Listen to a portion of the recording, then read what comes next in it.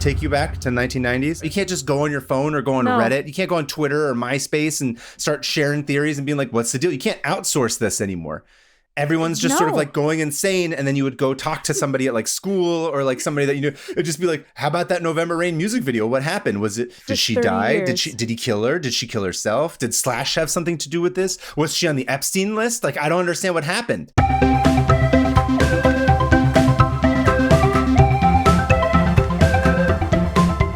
Hey everybody, welcome to 500 Open Tabs. I'm Hannah Hillam. And I'm Kaveh Taherian. Look at that introduction. We're coming in strong today. I have to. Yeah. Hannah, what's giving you the pep in your step today? Oh, you know, the regular spite and panic, rage, but it's fine. Anger, it's I was going to say. Anger, yeah. There's a lot of rage in here, but I've decided to turn it into something positive, podcasting. So. Because the world needs more of that. So there's a huge hole in the market for people listening to people talk while they do dishes. And so I figured I'd channel my rage into that. How are you doing? What's up? Oh, up top. We need to say this before the end of the episode. Oh, okay. We're ahead of schedule in terms of our recording, and recorded a listener email episode. So we've blasted through a lot of listener emails. Yeah. And the ones that we have left are either way too long for us to use on any of these episodes. So if you can please submit listener emails, we're running low. And also I realize like we only ever put the actual call out on Discord social or sometimes media. on the Instagram. And then otherwise it's just at the end of the show where we say it normally, but I wanted to say it up front. So if you're listening to the show and you had an idea for a listener email, please send it 500opentabs@gmail.com. That's 500. We're looking for them. So if we haven't read yours and you knew you wrote a big long one, maybe rewrite it, send it in again, but like maybe a condensed version. It. Maybe an edited shorter version. Just be like, hey, idiots, I tried this before and you didn't listen to me, but now you can't read more than 2 paragraphs without getting bored. So here's the slop I'm going to feed you in simple terms. Yeah, slop. Anyway, yes, I just wanted to say that before we did anything today. Awesome. Because otherwise I would have forgotten. But anyway, everything good? Otherwise, anything we need to catch up on before we start? No, just the summers. But I was going to say we're going to be at GalaxyCon next week. Right. San Jose. You're coming up here. What are we going to do while I'm there? Are we going to go to Santana Row and go for a fun stroll? Probably the only thing you can do in San Jose is go to Santana Row and consume products. Great. Yeah, we're going to participate in capitalism and go to Santana Row, which was made to look like an Italian villa-esque street. Because when I think Italy, I think San Jose. San Jose, California, the sprawling, overpriced mess that is San Jose. I love San Jose, okay? Don't come at me. I love it. So come up here. We're going to, I've been taking away. We're going to go to Round Table Pizza by my house. Yeah. We're going to get a Guinevere's whatever. Yeah. Guinevere tribute toilet delight. The Guinevere tribute pizza toilet. And we're gonna pee. That's what part of it. Gonna piss on the Guinevere toilet. Look for the round table line. pizza. Yeah, the people with no line, exactly. No line amongst others with a line. Anyway. Okay, sounds good. Tricked my way in. So yeah, that's that update. Perfect. You ready to get going? That down. Yeah, ready to get going. Yes, I want to hear all about Guns N' Roses because I know that's what you're going to talk about. Okay, so if you haven't listened to last week's episode, you're going to want to go do that now before listening to today's episodes. Yes. Better yet, go back and listen to every episode we've ever done. Sign up for the Patreon, subscribe to YouTube. It's the only way to make sure you didn't miss out on anything. And there's a lot. As one person said, that if you stop paying attention, you'll miss about 30 inside jokes. So. Cream and Jeeds. But I digress. In part 1, I covered how I have had a tab, quote unquote, open in my brain for 30 plus years regarding the music video for the Guns N' Roses masterpiece, November Rain. I told my mom that's what you were doing a tab about, and she was like, ugh. She's like, I remember watching that video. Oh, I don't like it. And I was like, get out of here. Don't tell me. That's the greatest compliment that I could have ever gotten. That's amazing. Your mom just being disgusted by me doing the November Rain music video trilogy. Well, okay. So November Rain was part of a trilogy of music videos that was preceded by Don't Cry and succeeded by Estranged, making it the empire of the trilogy. These videos, right? Exactly. These videos took inspiration from a short story titled Without You, written by Axl Rose's close friend Del James. Without You was inspired by Axl's relationship with his future ex-wife Erin Everly, and a creative exercise of how his life could quickly spiral out of control after reaching astronomical levels of success. And when it finally came Prophecy. time to film Don't Cry, it's a prophecy. Yeah, exactly. Axel's relationship with Everly had collapsed, and he began dating supermodel and lead actress of the video, Stephanie Seymour. Suddenly, the lines between fact, fiction, past, present, reality, and inspiration were all being jumbled together into the messiest of messies. And with all that context, we can finally get to the main event for Main Man, which is November Rain. Yes. And There you now... go. So we discussed this at the end of the episode last week, which was you hadn't seen any of them. No. But you had actually, I did allow, I did send you a link to watch Don't Cry. So You came to where I'm locked up in a dark room, and you said, "Here, you can have this." I'm like, here, you can put the lotion on. It watches Don't Cry again, or it gets the hose again, or whatever. It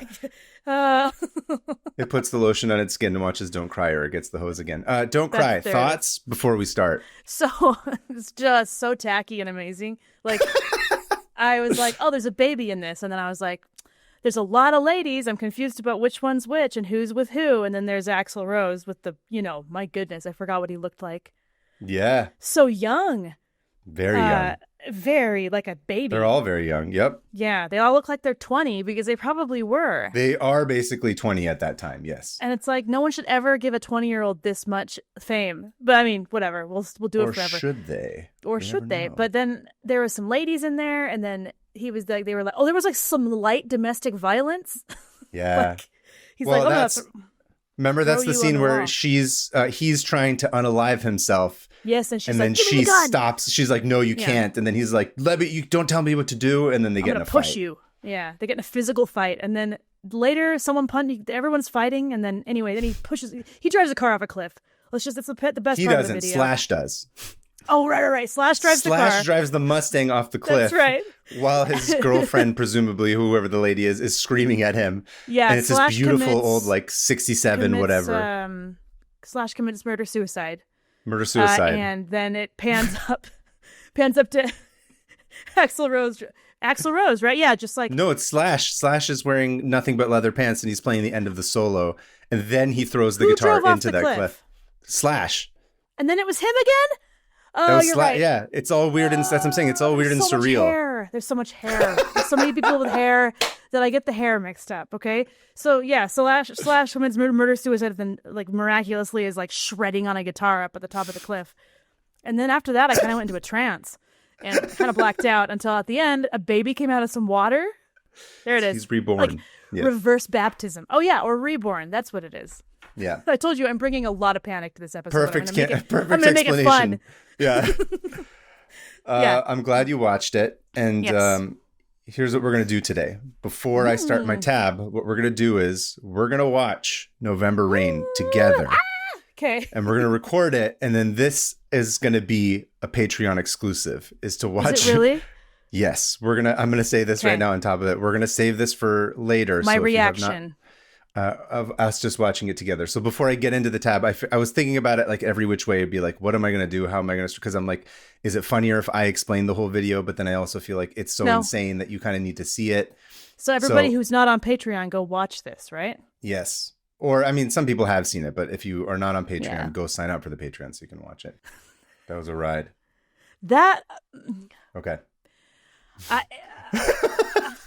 Okay. So we've just watched the music video for November Rain, and Hannah is she grumbled.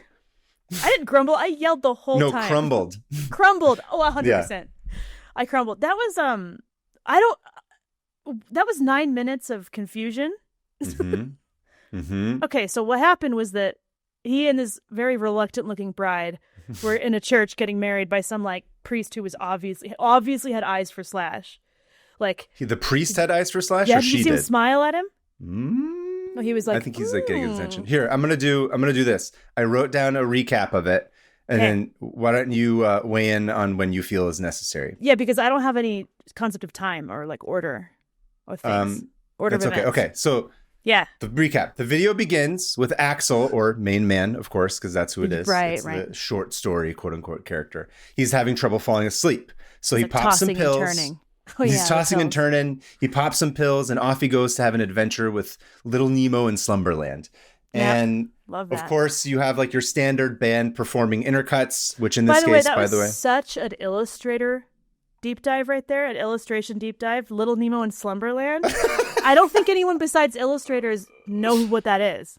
Winsor McKay is one of the greatest draftsmen that ever lived. Absolutely. Listen, Anyway, I know that some of his stuff was very uncouth and racist for the times, but the perspective that man knew how to draw in for those buildings is unbelievable. I still lift color palette. Not really, not anymore, but I used to lift color palettes and go off of them from Little Nemo because I love that so much. I love his color palettes. Anyway, go. Yeah, so that's where Axel is. He's hanging out with Little Nemo. He's taking drugs to go to sleep. Then they cut to the band performing, because every music video has to have the band playing. Oh, yeah. They're an orchestra. It's a full orchestra, despite the fact that all the strings on the recording were synth. What? Yeah, all that synth. That's like Axel with like 10 they were keyboards just, like, or something. Pretending to play? I mean, I think they're playing in the performance when they're actually. I don't know if you knew this or not, Hannah, but when bands perform for music videos, they've already recorded the song. No, you have ruined the magic of music videos. Oh. That was filmed at the Orpheum, by the way, in case anyone's curious, in Los Angeles. But basically, it starts and then it goes pretty quickly into the meat of the video, which November Rain depicts the fictional wedding of main man to Elizabeth. Mm-hmm. Which, of course, in this case is Axl Rose and Stephanie Seymour. And it's not just a couple of shots of like wedding dresses and bridesmaids and shit like that. This is like a whole ass wedding ceremony. It's fully all of it. Like crowds, everyone's dressed up. It looks like we're watching an actual wedding, except they're all dressed like clowns. Like circus. No, not clowns. Like a circus conductor. That's what Axl Rose looks like. He comes in and his wife's like, "I wore this insane dress, and this is what you're wearing." So 90s. I love it though. Her dress. What did you say? It's like got a. It's not cut. What did you call it? You said it's got a tail or a trail or something. No, it's just that dress is just the trail. The trail. Yeah. Whatever. It's like a mini skirt in the front, tiny mini skirt, and then just a trail of dress behind. I mean, and then showing is it the garter belt? Is that what they call it? The thing you see the garter the whole time. Yeah, the garter. We didn't do that at our wedding. You didn't do a front cut off mini skirt with a trail? I pulled my dress way up. No. We just didn't do a garter. We didn't do a garter either. I don't remember. I feel like I'd remember that. I don't really like garters. Anyway. For a wedding, I think it's kind of like... Ugh. Yeah. But anyway, whatever. Not here to judge people. But anyway, they have some flashback memories of being rowdy at the Rainbow Room. Uh-huh. But like you said, Axel is dressed to the nines. He's to me, he looked like Jareth the Goblin King from but like Trailer Trash Jareth. Trailer Trash Jareth, but with like a less distracting giant bulge in the front of his pants. But like I feel like that's the vibe he was going for. He absolutely 100%. Looks like Jareth's younger brother, who's maybe not as looks like a working class Jareth, which I think is I like. He's representing the working. My whole chair just fell down. Sorry, just a sec. That's Jareth the Goblin King basically putting a hoax on you for making fun of his little brother. His little brother. Well, I just like that he's representing the working class Jareths. Yes, I agree. It's not a derogatory thing to say that. But anyway, so then they exchange vows and it's time for best man. I think you missed the point of what this was. Best man / is supposed to hand over the rings. That's why he's doing this. And he's like, oh shit, I forgot them. He can't find them. And then Duff, who's the bassist, taps him on the shoulder and he's like, and then he reveals that he remembered to bring the rings and he's wearing them on his pinky finger over his black leather gloves. Stupid. Which, no joke, I think about that interaction like 3 times a week. Like that is so burned into my memory of just Duff going, "Don't worry, I got it," and like I got it, like almost like a insanely like overboard gesture of like, by the way, here you go. And but also it's over the gloves. That's my favorite part. He's wearing black. Why is he wearing short black leather gloves to the wedding? I don't know. But then he wears rings on top of them. None of these people should be at this wedding or getting married. If you're gonna wear, also / I know you don't know where you are, but like, at least pretend. You're like, I was supposed to bring a ring. Don't have / do it. Sorry, like he's not a good best man. I'm getting. It's true. I was like, Duff is clearly the better choice for the best man. He's the more responsible one between the two. Not the best, but he's the better man. Fun fact that's also deeply embarrassing. Logan was more obsessed with that gag than I was, and he insisted that we do that as a bit for our friend's wedding when we were his groomsmen. No. No. Yep. No, we were in his wedding, and I was supposed to be like, and then Logan was like, this, like, he had the ring. So for a split And second, you everyone in did the it? audience was like, what? We did it. Yeah. Logan was like, no, we have to. He like basically like strong armed me into doing it. I was like, I don't know. It's kind of silly. He's like, no, we have to do it. And then he did it. This is I love Absolute Logan. dorks. You have just made the same friend over and over again your whole life. Like every friend you've introduced me to, I can easily see them strong arming you into doing this bit. It's true. Thank you, Logan, for forcing me to do that, because now we have a great memory from our An amazing story. Anyway, we did it. Then in the music video, they put the finger rings on and all that. Dizzy like hugs his boo. They're like, oh, romantic. Yeah. Everyone's feeling lovely. And then You May Kiss the Bride. I don't know if you caught this. Open mouthed French kiss. Oh yeah. When they do. Went in both open, like gaping mouths, and just latched onto each other. Like that was a gaper. That kiss. It's like, you may now open mouth gape the bride. Is that what you're saying? Yeah. Yep. As is tradition. As is tradition, right? That's what Jesus would have wanted. Then Slash walks out of the church to play what some consider, I certainly do, the most iconic guitar solo ever filmed. Yeah. Dead serious. Yeah. It was awesome. This is the one. It was really good. It was soaring, and the camera was like helicopter. And he was, again, didn't know where he was, but he was doing great. He doesn't need to know where he is. He just needs to. You know where he was, Hannah? He was in the moment. That's where he was. He was in the moment, dude. I wish I could. That's where do Slash that. lives. Yeah, and of course, it's like magical realism. My favorite detail about that is he leaves this gigantic church, and when he goes outside to go play the guitar solo, suddenly they're in the middle of a desert, and the church is like a shack. It's like this tiny little like church, so it's like it doesn't matter anymore. It's all just like, I don't know. It's like this interesting choice that I think like really sells the like emotional like sort of bigness of the moment about where it's going to. Yeah, a little bit of a. Anyways, It's magic. It's beautiful. His hair's flying in the wind. It's the best. Then they cut back to the happy couple leaving the church to get into their, whatever you call it, like the just married mobile. And then there's a shot that lingers on Elizabeth's, a little too long. Yeah. And she has this like, weird kind of like pensive look to her face. She doesn't look happy. No. She looks like she's been told something. To quote our friend Alex, who I showed the video to last time, she said, something ain't right. Alex is right. Something ain't right. Something ain't right. Slash is like, I'm the happiest. And she's just like, I got a foreboding. Maybe I shouldn't have married this 20-year-old rock star, but even though she's also like a 20-year-old supermodel. So look.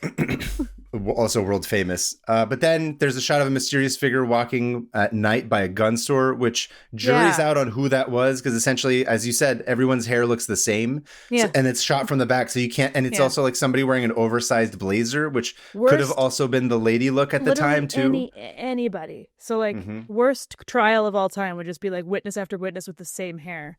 Yeah, and just being like, is it Axl Rose? Is it Stephanie Seymour? Is it Slash? Is it Duff? Right. Is it Dizzy? Is it Izzy? Is it? We don't know who it is because they all kind of look Lizzie? the same. Is it Fizzy? Is it Jizzy? Thin Lizzy? Is it Jizzy? Yeah, Jizzy, my favorite member of Guns N' Roses. Yes, Jizzy, incredible musician. Anyway, so we can't focus on that too long because now it's time to go to the reception, and suddenly, Mr. and Mrs. Main Man are cutting the cake. And Axl's wearing, I think, like I said, like a crushed blue velvet jacket, which you called curtains. Shiny. It looked like now that you say it, just looked like cheap Joanne fabrics. Like it's all Joanne's. That's what I was saying during the recording. Is that like somebody went to Joanne's Fabrics the night before and got it all ready. Yeah. But so do you remember how last episode I said this is kind of like the Barbenheimer of its day? Oh, so it's like a mashup. So this is what I mean. So as far as my experience with it was, I remember like my sister and like older girl cousins all being obsessed with this music video, which felt really insane because Guns N' Roses were like the rock and roll, like metal, like heavy bad boys and stuff. And like, that's not anything that they would have ever played on their like Walkman cassette players. But suddenly we were all like transfixed to this music video, like all the time showing. Right. Exactly. It was like this really weird, like overlap. Yeah, interesting. And, you know what I mean? Like it was strange. And I know that rock stars don't exist anymore, but to this day, in my mind, this is what all rock star weddings look like. Anytime somebody says that like a rock star got married, I'm like, it's November Rain. That's it. This is exactly what it looks like. This is exactly what happens to every rock star wedding. I'm going to pretend that's true. No, it is. It's in my mind, it's absolute fact. And then there's all these little like story beats that feel like, yeah, Slash would totally forget the rings because he probably drank a gallon of vodka the night before. And like Duff obviously would be the one to keep it together. And Axel obviously would be Bridezilla and have like 17 wardrobe changes, each more like, heightened than the previous one. He is Bridezilla, dude. He's totally Bridezilla. So it's like it's weird and it's funny. 8 outfits. So many changes, and it's very like they're written to be like characters that are like these kind of comical versions of themselves almost, which is what's really funny. And knowing what I know about the band, like for real, like it's consistent with how they are. Really? Yeah. I mean, I guess if you don't have actors, that's best you can do is be like, just be versions of yourself. Yeah. And then, they're at the reception, everyone's dancing, everyone's smoking cigarettes, which is my other favorite thing about this. It's like so 90s. Oh, the 90s, man. Yeah. Including the bride, by the way, which at that time would have been like, you would have never seen like a bride smoking a cigarette on her wedding day. That would have been like so uncouth. And I want to point out, we said this before, but everything smelled like cigarettes, you guys. Yep. Everywhere you went had a tinge of cigarette smell. Mm-hmm. Anyway. And it's like your classic kind of wedding, whatever. It's like, the old people dancing and then like the young person dancing with the older person. And then there's the band the kids and the saxophonist. Dancing together. Yeah. Dude, all that kind of stuff. Saxophonist, that was fun. That was probably like the peak moment for you in the entire music video. It was like there's a cut to one saxophonist and you're like, this is the best part of the video. It was a tenor. I don't play tenor. Go on. And then, of course, it starts November raining. And then once it starts November raining, everyone's scrambling to get their clothes, to like not get their clothes wet and to run inside. And then the reception culminates. Tucks back to rentals. Like, they can't get it wet. What's his name? Joss A. something. I forget what Banks. the tux. Joss A. Banks is like, he's going to screw me. I'm going to have to pay like Joss $600. is going to be literally like personally execute me if I bring this back wet. It's true. And then the reception culminates in another absolutely iconic moment in a music video. And this is like the same. It's like it's like the fifth in the same music video, which is some Yahoo jumps through, as you point out, the $200 wedding cake, because apparently you're buying wedding cakes from like the 1800s. No wedding cake has cost $200 for like 60 years, Hannah. I don't know not where I'm from. We traded goods. We traded our like art skills and like website design for all of our stuff. So we did not pay anything. This is like a 5-tier wedding cake, by the way. If you're listening to this and you know the cost of dollars. Yeah, 100% that costs thousands. What's the point of that? Everyone's gonna eat it. That's what you're supposed to get, a nice wedding I may as well wedding just cake. Eat money. How about that? That's how many people feel about weddings. Money would be delicious. Don't get me but going not on the wedding enough. industry. It's a giant. Ooh, wedding industrial complex. It is such a ripoff. Here, you need this $2,000 cake. No, I don't. I can eat cupcakes I made. We had cupcakes at our wedding, actually. We did too. We did, because it was. Here's your hack, ladies and gentlemen. If you get married, if you have cupcakes, you don't have to pay the person to cut the cake and plate them and then wash all those dishes and forks. If you just have everybody grab a cupcake and then you have like one little tiny cake for yourselves to cut, it saves you like lots of money. That's what we did. That's what we did too. Anyway, and the guy jumps through cute. It's cute, and it's everyone's got their own individual little piece, and they can come grab it, and it's fine. But let me tell you, that image though, it's another one. Like it just lives in my brain rent free of the guy diving through the cake. The cake. He ruined that cake. Yeah. I'd be like, I paid money for that. I'm eating that off of your coat. I don't care. You would do that even if you hadn't paid money for that. You'd be like, it's a perfectly good cake. I could just still eat it off a coat. I don't care. It's fine. It's true. Dumpster dive. Ding, ding. You're right. You're going to be the employee at Joss A. Banks being like, I know it's covered in wedding cake, but I'm still going to eat it before I take it back. Give me a minute. I'm going to suck this cake right off this outfit. I'm going to help you out, bro. I know that you want to get your deposit back. You don't call me Hannah Vacuum Cleaner Hillam for nothing. Gaping the cake jacket. And sadly, it's only because I gape cake jacket. It's nothing else. Gape cake. Gape cake jacket. I told you I'm bringing chaos today. Yeah. Hannah Gape Cake Hillam. And then I just pictured me like unhinging my jaw like a snake and putting an You're like entire Kirby. wedding cake Yeah, I just into it. Oh, she's gaping like suck it all up. it. Yeah, gaping the cake. I have an audience for some reason. These days that would be a YouTube channel. Watch Hannah gape this cake. Can she gape this cake before a man dives through it? If she can, she wins the full value of this $200 cake. Look. Go on. I'm looking. I don't have anything. Anyway, dives through the cake and brings it to the great mystery of this entire story. And the Yeah, reason that what? I've had this tab open in my brain for 30 years, as well as everybody else's. As the song shifts into a dramatic march section, suddenly, without any explanation, they hard No cut warning. to Elizabeth in a coffin because she is dead. She's dead, dude. And it was so fast that it took me like a second to be like, wait, that's a coffin. What's she doing in there? Who killed her? Yep. And Who listen, killed her? take you back to 1990s. There's no way to reach out. You can't just go on your phone or go on Reddit. You can't go on Twitter or MySpace and start sharing theories and being like, what's the deal? You can't outsource this anymore.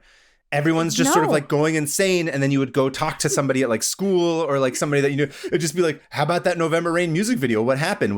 Did she die? Years. Did he kill her? Did she kill herself? Did Slash have something to do with this? Was she on the Epstein list? Like, I don't understand what happened.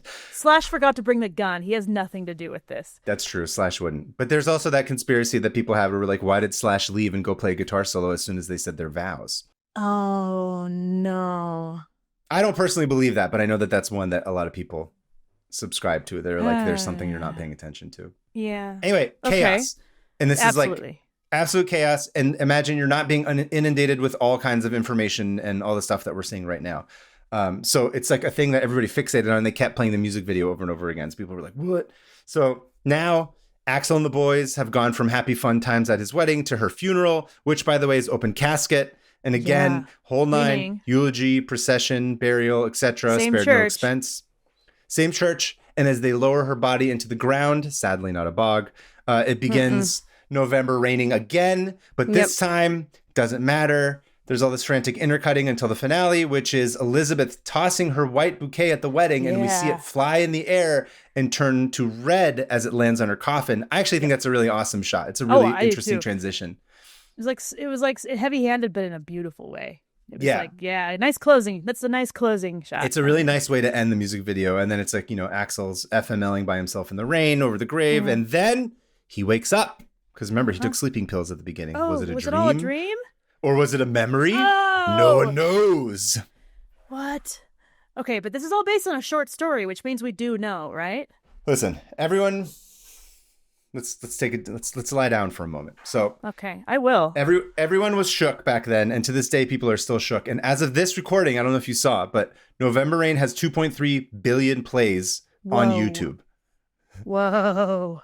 So this isn't just me being like, oh, I'm a weird old person who's like still fixated on this one thing. This is still like a very important like cultural holdover from the 90s. Yeah, everyone in the comments is just like, I'm obsessed with this. My dad wants me to play this at his funeral. Wow. Everyone's like, see, I thought it was like goofy and funny, but everyone in the comments is like, this has changed my life. No, it is goofy and funny, but it's also, listen, you know what this reminds me of is like, this is probably my closest thing to like a musical, like the whole like campy, like over the top thing that I know a lot of the musical kids like are obsessed with. This is like the only one I have of those where I'm like, I know that it's a disaster and I know that it's cheesy as shit, but it's also kind of like weirdly funny, like weirdly interesting, like deep. Listen, deep. Okay, so hold on. I'll jump ahead a little bit in my notes, but there's a million articles written about this. But I love this excerpt from Brightwall/Dark Room. It's a website. And they said, November Rain offers no commentary on the state of the world. It's a clip designed for people who like Guns N' Roses and for people who watch MTV all day. As such, it rewards rewatching. It's a jumble of scenes and confusing timeline unfold more clearly for an experienced eye as the brilliance behind the excess becomes clear. But here's my favorite part of what they wrote. Maybe it's a little clumsy, a little boneheaded. A little like watching the jocks and bullies try to star in the school play, but it's an unblinking attempt, which I think is like, that's the perfect unblinking of like, that's their earnest attempt at like absolute sincerity, which is why I think it's so, you kind of can't turn away, even though like us who are artists and like whatever would be like, oh, this is so gaudy, we wouldn't do this. But like, I think there's something kind of interesting about it. And it's of its time. And it's like it's like a pinnacle of what was happening at the time. Yeah, and also... Yeah, go ahead. Sorry. No, it's true. That's what I felt like with the other one I watched too, the Don't Cry or whatever. Yeah. It's just a jumble of scenes, which is genius because then everyone wants to like somehow pause the scene and see what's happening. And, you know, it's like, it adds to it. But yeah, no, it is, what is it, unblinking? Yeah. That's a great way to describe what was just happening. It's the jocks trying to put on a play, but like And as sincere as possible. So earnest. Everything about it is super like earnest. check out what we're gonna do. Yeah. Yeah. Which is an interesting contrast to like, the band that drinks a bottle of Jack Daniels when they wake up and then fights people and like, sets themselves on fire and stuff. Which is not something you would necessarily Oasis, see. Their tour is going well. I heard. Anyway, so it should be noted, no official explanation was or has ever been given by anyone in the band or the creative team that put it together, either because they want it to remain open to interpretation or they didn't really know. There is none. But a few things are pretty obvious, while other things still remain unclear, even after having read the short story. Okay. But okay. The first thing I'll say is, don't forget, these videos are inspired by Del's short story. It's not an exact, what's the word I'm thinking of, adaptation of it. Mm-hmm. So, which I can tell you, when you read something and then you turn it into film, it's like you're supposed to take whatever the essence and the idea, of course, and sort of what the creative spirit of this thing is before you make it into a film. Because if you do too much of like a literal interpretation of it, it doesn't necessarily, it doesn't translate from medium to medium. And I think having read the short story with all the problems I have with it, I'm like, it's kind of an interesting interpretation of the short story because a lot of the form of how it works and how it functions is how the music videos end up playing out. And because the story itself, not much happens in it, but I'm going to give you, so now I'm going to explain the short story. So the short begins with main man, who is Axl Rose's character, waking up from a recurring nightmare in a cold sweat. The same one where he ogles a sexy dancing lady who then puts a gun to her head. Okay. His home is thrashed from the night before, but he slams a Budweiser and looks for more booze because he's got a raging hangover. Devastating. It's really sad already. Also, he needed to be at the studio soon to supervise the mix of his latest record, imaginatively titled Alone. Yeah, heavy-handed. Oh, it's very heavy-handed, much like the music video. Unapologetically so, I think. Yeah, then he goes skiing, if you know what I mean, and drinks some whiskey and can properly begin his day. And as he's starting to sort of wake up a little bit, he picks up the phone and calls 411 to ask the operator what day it is. It was Wednesday. Forgot all about 411. Yeah. Then he cleans up a little bit because he's just like, okay, I got to get it together. Like, blah, blah, blah, blah, blah. He grabs like a trash can and throws away some of like whatever the red cups and all that crap. And then his mind starts to wander. And this is a passage that I really liked in it. Quote, inside his mind, he analyzed why his relationship with Elizabeth had failed more times than were countable. Like the scholar he wasn't, he dissected situations, pondering he should have said and shouldn't have been caught doing. I just love the scholar he wasn't. So far, this is, instance by instance, exactly how my day's gone today. Really? Like the scholar you weren't? No, cocaine. Cocaine, drinking a bunch, cleaning. Trash can. Yeah, it's very like you said, moment to moment, kind of like inside his own head of just being like, I'm going to do this. And this reminds me of this thing. And then I'm doing this thing. And then this reminds me of this. And then I should probably do this. But then I remember this thing from like 10 years ago, which if you look at the form of the video, right? Like the video's intercutting. It's like jumping time over and over again. It does kind of meander in that way where it feels kind of like what's going on inside your head. Like, so that's what I mean. It's interesting that he takes the form and like how they adapt it to the film version of it as opposed to what the short story is. Yeah. Yeah.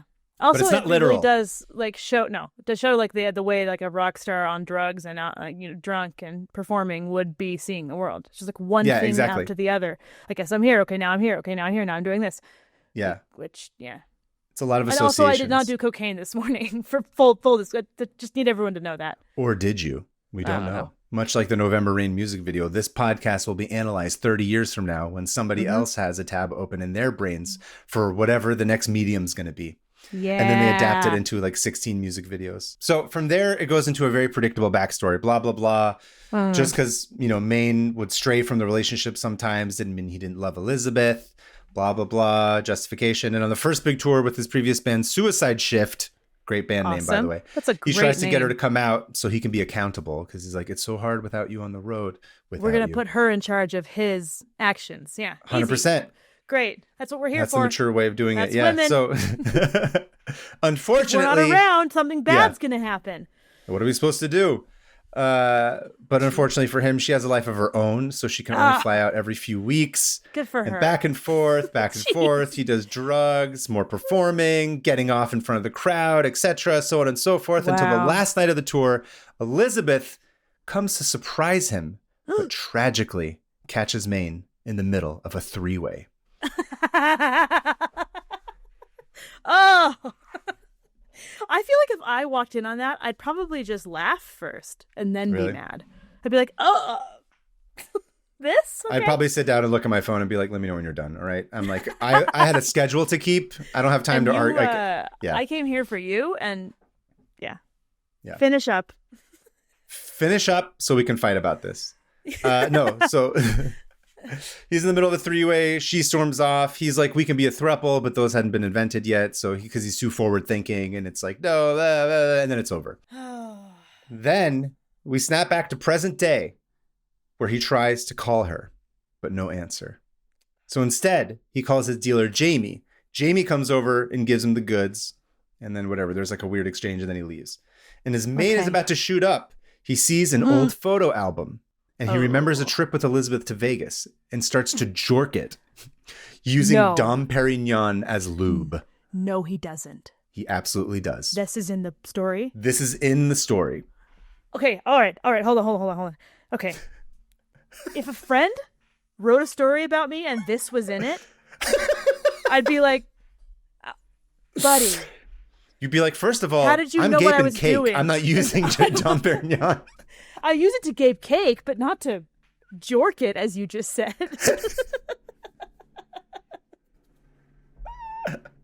Jorking the cake.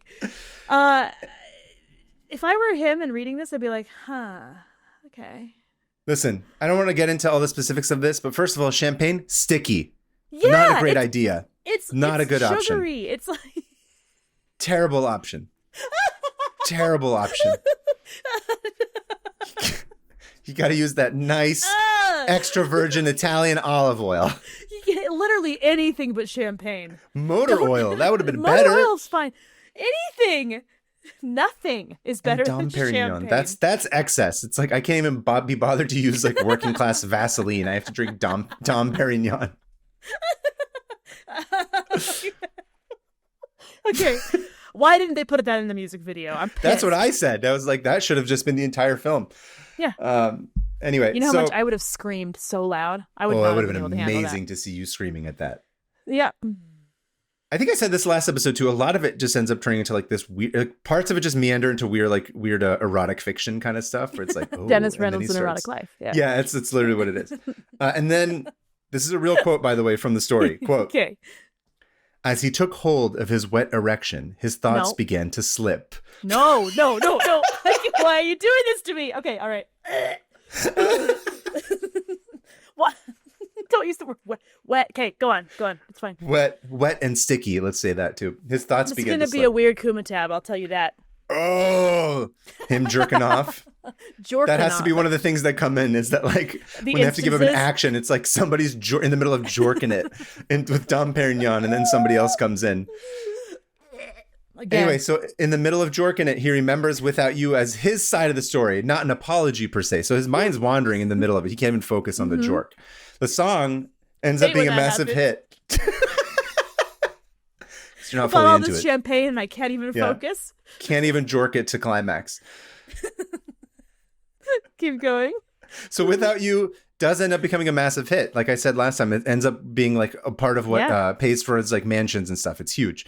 And he was so generous and he felt so bad that he offered her half the royalties since it was about their relationship, but she politely declined. She was like, please just go away and leave me alone. Yeah. I don't want any part of it. Wow. So and he tours more and he goes around and he's feeling better. He's trying to clean his life up. And on the homecoming show in Los Angeles, he really, really, really, really wants her to be there. So he's calling her over and over and he's like leaving her a backstage pass and he's like looking in the crowd and going just crazy. Call her over and over and over. It does the trick. It's always, it works best.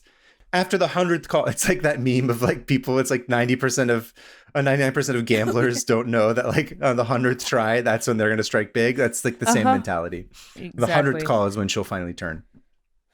but he's playing the show and he's called her a bunch and he's like, he leaves her a backstage pass and he's looking in the crowd and he's going crazy, but she never shows. So he skips all the post-show partying and he takes a limo to her house, and on the way he keeps calling her and he's like, I don't care. I'm going to come up because I still love you and we need to blah, blah, blah, blah, blah, blah. And she doesn't pick up and he's like, come on, you got to pick up, and I don't care. I'm coming to your place. And he's walking up the stairs to her front door and he hears Without You playing full blast. Huh. And as he walks up to knock on the door, he hears a gunshot. Yeah, there it is. He wishes that this was about him. Mm-hmm. Okay. He breaks in. All right. And he finds her unalived. She unalived herself. She did. And in a moment of desperation, he grabs the gun and he tries to join her. But it just goes click. The chamber was empty.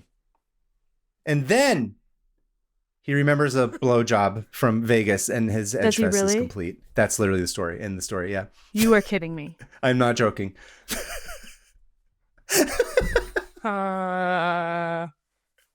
What? There's a little bit more writing between the two of those things that are bridged, but that's essentially the beats of what happens in that succession. Remember, it's non-linear. It's just going all these other places. So he's like in the middle of this, he remembered that. And then he remembered the champagne. And he's like, oh, we used to drink champagne in Vegas. And then he was in Vegas. He remembered like a blowjob that she gave her. Blowjob. Yeah. Yeah, there it is. And then Edgefest is over. And he's like, bleh. And then he snaps back to being sad in front of the photo album. Wow. Okay, give me a second. This is an Always Sunny episode. Yeah. This is... Like, I know I joked about it being a Dennis Reynolds' an erotic life, but this is actually what Dennis Reynolds would do. He'd be like, oh, I'm not going to kill myself because I remember what blowjobs are like. Brings me back. Sorry, I'm a little speechless right now. Like, that's the point. I still can't handle the fact that he wrote this about his friend. Yep. And then published it. Mm-hmm. And his friend was like, hell yeah. Videos. His friend was like, this is the best. You got it. He's like, I'm going to write you inspired me to write a song. You know me so well. I'm going to write a song about this book you wrote about me jacking off to a picture album of my suicided ex-wife. This is, everything you're saying is correct. Nothing that you've said is incorrect or an exaggeration. Every single beat that you've described is fact. All right. So, okay. All right. Okay. So in the story, right? She unalives herself. Yes. And in November Rain, there are clues. That she does it. Okay. That she does it. Aside from the gun store, right? Which is like, that's the first obvious clue. There was something I'd never paid attention to until this deep dive.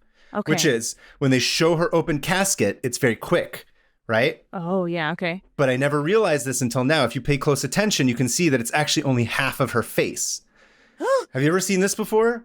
No, I just saw this video for the first time a minute ago. No. Not in the music video. I just mean life. Okay. So apparently when somebody has like some sort of trauma or like something on the face that they don't want to show, what they'll do is when they still want to have an open casket, they'll clean it up and then they'll put like a mirror in the middle of the casket so that it reflects half of their face. I had no idea. So like if they got like head trauma or something, or a bullet wound. Or in this case, a bullet wound in the head. So I guess that to me is the big giveaway. I think that's what happened. And also, like you said, she's like looking sad and she's like, something ain't right. Like, and you caught on to it immediately, but like all those things put together with like her head being gone and then Axel being sad. Because again, I was too little, but I was like, well, did he kill her? Like, was she murdered? What's the deal? But like, you know, although it is kind of funny that you said that like Axel doesn't look like he's sorry enough or he's not sad enough, so that you're like, did he kill her and got away with it? Then why would he have killed her? But now that I'm going to blitzed out of his mind on like drugs and sex, that he's like, I think that's more of what it is. Yeah. Because here's what it looks like to me. So the music video is the bookends of the story that you just told me. So it's like the tossing and turning in bed, and then the remembering, and then they just omit all of the jacking off and suicide. Sadly, it's a questionable choice. Yeah, I know, unbelievable. And then pick up again at her funeral. So it's like more like inferred. Like, okay, go read the story, and then you can know what happened in the middle of between the wedding and the funeral. Effectively, what they kept saying in every interview that they would have with them, be like, "Oh, it's based on this short story by." This is why I've had the tab open in my mind forever, because they kept being like, "If you want to know what happens, go." And I'm like, "Where am I supposed to find the short story? I don't have access to this. I'm 10." Library. Yeah, 10-year-olds aren't allowed to read stories about jorking it to Dom Perignon. don't want to give him any ideas. And of course Elizabeth, she's got like, you know, she's like Job. She's like, I've made a huge mistake like that, and that's why Axel's like so happy, and she's so not feeling it because effectively she is like not happy at the wedding. She's so upset. She's just like dead. Her eyes look dead. She's like, that was the first thing I noticed. I'm like, she's not happy to be here at all. Mm-hmm. Mm-hmm. I was smiling at my wedding. Yeah, me too. I was like thrilled. A lot. I was delighted. And granted, all this doesn't happen in the short, but I believe the whole dream is a memory, or as I like to call it now, a dreamery. It's about Maine's regrets of trying to make fetch happen and using his incredible rock star charisma and reality distortion field to convince his girlfriend to get married. And that's why he's Bridezilla and she's the gloomy groom. She is. And Axel even said that November Rain, he said that November Rain is about unrequited love. That's what the song itself is about. So what? So she didn't even, oh my God. She didn't want to do it. So this is his and Fidel's filmic expression of that. The harder he loved her, the more he drove her mad. So mad that she too wanted to be one with the bog. And now Maine is doomed to live with the guilt of having done that to her. Yeah. You know, he'll forget about it after enough drugs. Yeah. But remember, people, other people are, they're not NPCs. They have internal lives as well. Yeah. They don't, not everything revolves around like you and your career. But I'd like to say you said you're calling memories dreameries. I'm going to say, let's call these wet dreameries. Wet dreameries. Wet with Dom Perignon, of course. But, dreameries. But Elizabeth's unaliving was not the end of the short story. What? Oh, what else? What else does this guy do? What else does he jack off to? Tell me. And as they were going to film the music video for Estranged, the third and final chapter of the music video trilogy, something unexpected but completely predictable happened. Stephanie Seymour and Axl Rose called it quits in real life. Hard. They got into like a huge fight. They're suing each other and shit. And ain't no contracts to appear in a music video together being honored by anyone. Uh-oh. But without their lead actress, how would they film the epic conclusion of Without You? Oh, no. And I'm sorry. No. But I will conclude this idiotic stretch of the dumbest series of tabs. Your first three-parter is on this? Listen, I am being held hostage. I'm being held hostage by this. And I have to close the loop. I have to close it.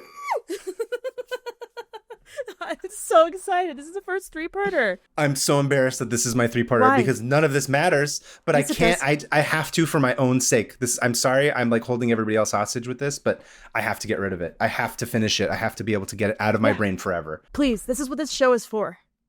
This is get that champagne, lube up your brain and get it all out. Listen, you can do it with a bunch of mums. You don't have to do it with Dom Perignon if you can't afford it. You can do it with almost anything, turns out. Anyway, all I'm going to say is... Unbelievable. For Estranged, they edge-assisted and managed to deliver a almost 10-minute epic of epics with a budget that ballooned to more than $4 million. That's right. Oh. Insane, dude.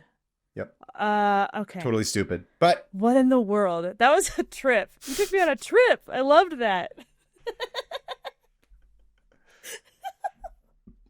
The dumbest series of tabs I've ever done. I know. I'm not even kidding. I love that. I love that. This is what you're doing a three-parter on. It's incredible. I'm celebrating the first three-parter in history of open tabs. What's our podcast called? 500 open tabs. 500 open tabs. Well, does you did the 4-part LGBT? I saw that more as like that's not one story. That was like a series. I guess so. This is a 3-part story. I cannot believe that this is a 3-part story, and I'm just as shocked by this as you are. I just kept writing, and I'm like, I can't. I was like, I have to finish I have to close the loop. This is like a mental illness for me. Yes. No, I know. This whole podcast is a mental illness for both of us. All right, and the 3-part, it makes a perfect 3-parter because there's 3 music videos. It's a trilogy. I never thought I'd have this much to say and write about the Guns N' Roses November Rain trilogy, but here we are. Bro, you think those two are like insane? Just wait till you see Estranged. Estranged is even more like stupid and like doesn't make sense. I love it. Oh, I can't wait. Yeah, we're gonna get to it. So in the meantime, don't watch Estranged, but you have now watched. You're like, oh, don't worry, that's not to be a problem for me. I won't. And this is a perfect reminder before we go into your tab. If you haven't, sign up for our Patreon because that's where you can see Hannah's live reaction to us having watched November Rain at the beginning of this Scream episode. reacting. Scream reaction where she gaped cakes. I gaped a cake, man. We're going to do a gape caking live stream at some point, just seeing how much cake you can eat. I think that'd be my lowest point. I think I would hit, that's my rock bottom. Doing a live stream of me trying to fit a whole cake in my mouth. Pathetic. Gaping cakes. Gaping cakes. You know, I know. Whoa, you have a huge mouth. Hold on. That's going to be on the thumbnails, both of us going. Please don't screen cap that, Alyssa. That's my idiotic tab. Come back next week for the conclusion. I promise next week it'll be done. Sure. Sure, yeah, right. Jan. Or will it? Or did she unalive herself? Or did she? Or is it? Or is it? Or did he jork it with champagne? Pour yourself a glass of Dom Perignon, because we're getting ready to go on to Hannah Hillam's tab for this week. Hannah, what you got for us? It's funny that you even bring up lube at all, because, well, actually, that's more like, no, I'll get to it. Okay. So, my tab. This is, again, this happens every time, right? Where I'm like, this is really interesting. And then I realize it's gigantic and there's way more than I could ever cover. So at the end, I'll point to like a good book, because that's where I'm at with this. I'm reading a book. But before I get into what it is, I'm going to give a little like background. Okay. So the year is 2019. Just right before the pandemic. Everything feels scary, but it wasn't actually scary, because now that we're really in it, it's so much more scary. Way worse. Remember when we were like 2016? What a crazy year! And now we're like, cool. I hope we survive to next year. Yeah, I'm like, I look back and being like, I wish it was 2016 again. I thought, dude, I believed in politicians a little bit, like an idiot. Yeah, I don't know. Anyway, so the year is 2016, and we're in a place called Greeley, Colorado, and I don't know where that is, besides it being in Colorado. Okay. And an elderly Jokic woman. Is there? Can Jokic be in this there for the story? Let's say that Jokic is in this all of this. Okay. He's there. Good. He's like walking down the street. He's on a horse. He's riding a horse down the street of Greeley, Colorado, and an elderly woman named Miss Ackerman has just died, and she left behind no living relatives, no next of kin, nothing. And her neighbors knew her as an eccentric hoarder who lived alone in a huge mansion filled with her vast antique collection. This is very Grey Gardens, basically, is what you're saying. Very much so. And sure, for right now it is. I'm going to tell you this story. It goes everywhere. Okay. Just like Mr. Man, what's his name? Main Man does when he jorks it to the champagne. I'm never going to stop talking about that. Jorkin. Jorkin. In her Aaron will. Jorkin, writer of a generation. Sorry, continue. Yeah, absolutely. Jizzer of a generation. In her will, whatever. In her will, she had asked that all of her possessions be auctioned off and the money donated to local pet shelters. So very Grey Gardens. Okay. It took about 3 weeks to go through and catalog every item in her large home. And at the end of the 3 weeks, there was only one section of the home left. And it was the attic, which was locked. And so they go up there, they open this attic, and they found inside what looked like a medium-sized piece of furniture under a dusty sheet, right? And they're like, what's that? They pull it off, they pull the sheet off, and they are met with a bizarre and wild-looking machine. Its use, a complete mystery upon first inspection. So I'm going to send you a picture of this machine that they find in this attic, okay? Okay. This is the machine. Whoa. Okay. So it looks like, I don't even know what the shit this is. So the bottom part looks like it's a record player, and then there's like some weird thing in the middle. This looks like something from, what was the Christopher Nolan movie with the magicians? I always forget. There's like two of them. Oh, Prestige? Prestige. Yeah. It looks like some prop from the Prestige where like there's light bulbs, like, and then are those, what are those things called where when we were kids, where you had like the ice cream cone and then you had like the ping pong ball with the string attached to it and you would try and catch the thing, but like the metal version of it. And then the inside is like a lantern. And then on the sides, it's like speakers. Yeah. But like the old timey speakers that used to put your ear directly up to. Uh-huh. But it looks like a gramophone kind of. There's a balance of like, the Justice Lady with like the weight balancey thing. Yep. What is it called? You know what I'm talking about? Like the lady. Lady Justice, right? Justice. Like, what are those things called where like the weight is on? It's like the tray with the chain scales, on it. A scale. Scales, yeah. Well, I don't know if it had a specific name. They're scales. And then there's like a bell in the middle of it or something, but it's perfectly symmetrical. It looks like. And it's perfectly symmetrical, and it is extremely confusing. Like when they first look at it, they're like, "What is this even? We don't even know what this is." Like it's at first they're like, "Is it a record player? Is it a?" But as they look closer, they realize there is a little clue on it, and you can't really see it in the photo. But if you look close, there's a plaque. Yeah, and I was looking at that. The plaque John says Murray Spear. The plaque says John Murray Spear, and above it it says "New Motive Power." Motive, not mode of. New motive power. So okay. They didn't have to do much Googling before they found what they were looking for, because this thing... Sorry, what year was this again where they found it? 2019. 2019, that's right. Okay. And in all their Googling, they come across John Murray Spear and what he calls his mechanical messiah, which is an automaton that he tried to build at the direction of a group of ghosts who instructed him that for Jesus to come back, he needed a body. What? And John Murray This is a Jesus Spear, robot from the ghosts? This is like a god machine. It was born out of the spiritualist movement. And yeah, insane. So they thought that this thing was destroyed 150 years ago. And yeah, they find this. It's either a replica. They don't really know if it's the actual thing or if it's a replica, but it is from the actual time of this machine that was built. They don't know if it had been rebuilt, whatever. All they know is they found this. It is labeled New Motive Power, and it is from this guy named John Murray Spear. And it is the mechanical messiah. So before I can get... yeah. This is it. Truly, I thought I knew everything insane that this happened in this country. How does... Yeah, we'll get there. How's Jesus supposed to function in this thing? Well, you'll see. Is it they captured Jesus' soul in the glass part? So that's kind of like the lungs area. Like, so it's all very, you know what? I think I'm just going to have to get to it. Okay. This feels like it's from Return to Oz. It also kind of reminds me of that. It feels like it's like a delirium, like a steampunk delirium. Like, It looks like Charles Del Shaw would have designed this. 100%. And this is around the same time as Charles Del Shaw. So sort of. So before we can make sense of how Robo Jesus came to be. Yeah.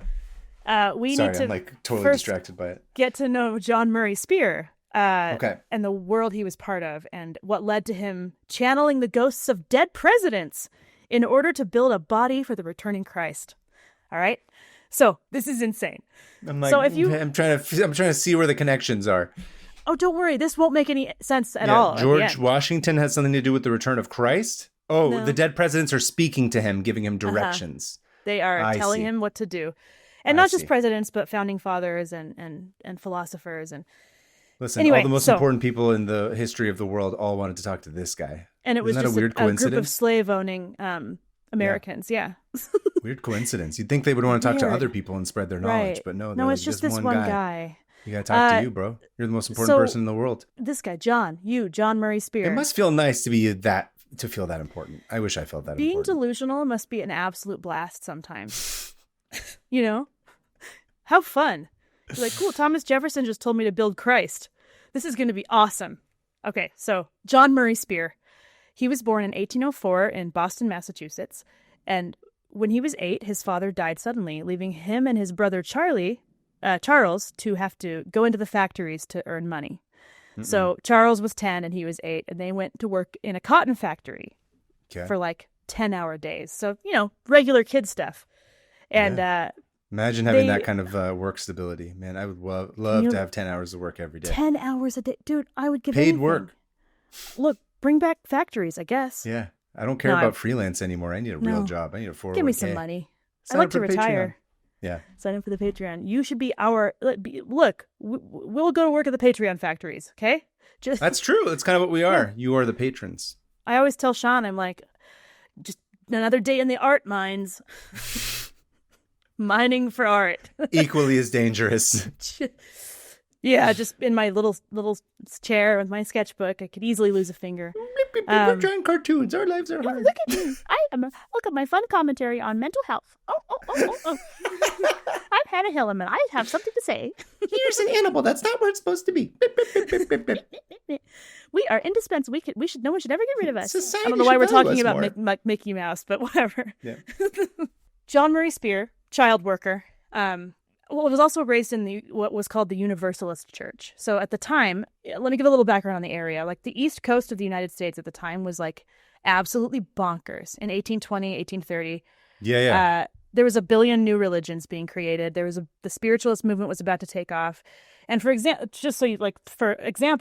that's where Mormonism came from. That's where the Oneida colony came from. That's where the Fox sisters came from. And the Fox sisters went on to be like these spiritualist mediums who like kind of tricked the whole world, but set off a movement.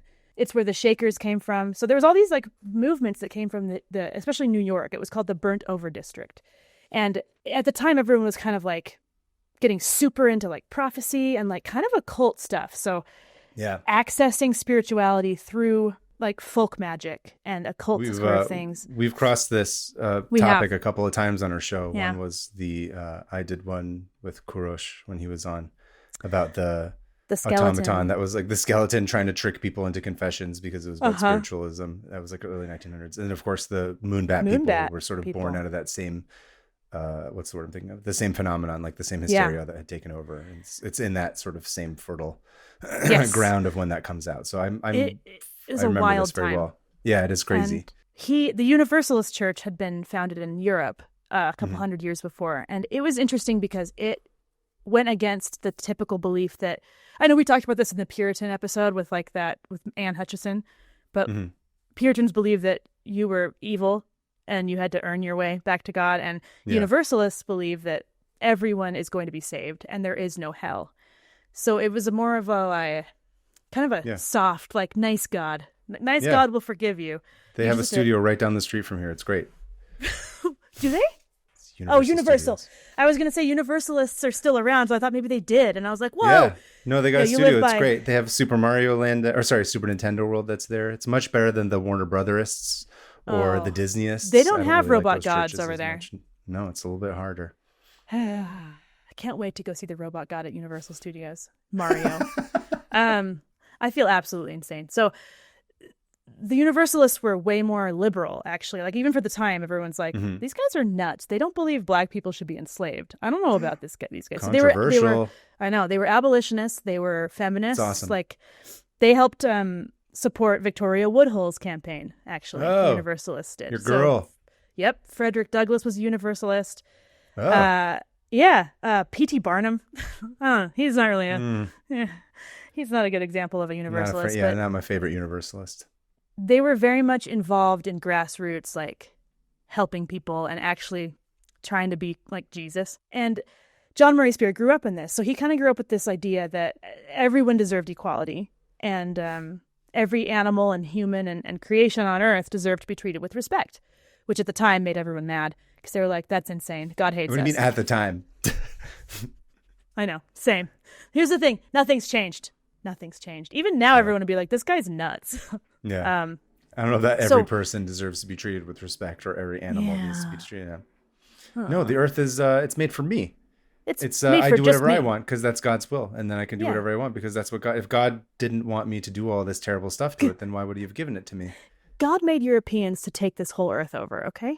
Listen, that sounds like a joke, but that's genuinely the way they believe. That's half the population. Anyway, John Murray Spear, he and his brother were both really deeply involved in like the church, and they wanted to kind of get into the ministry. So as he got out of the factories, so the church, here's the thing, the church also promoted for like women and children and everyone to learn how to read. So they would teach these kids to read. And so they, from a young age, were reading like, again, like we talked about before, there were newspapers galore. Everyone could start their own newspaper or pamphlet. And so there was a ton of reading material. And he went on to become an apprentice for a shoemaker. Okay. And this is I found this out about shoemakers. This is really odd. But shoemakers in particular launched...